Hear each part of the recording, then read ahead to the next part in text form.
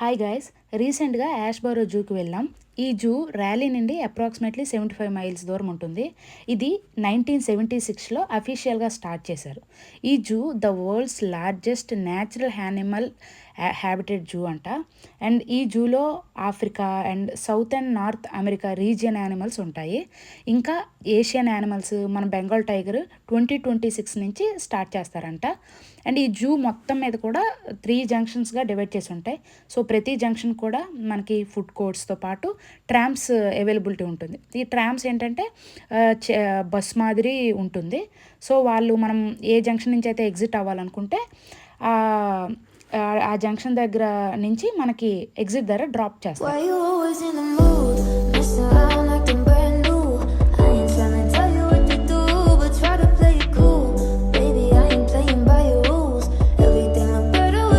Hope you like this video.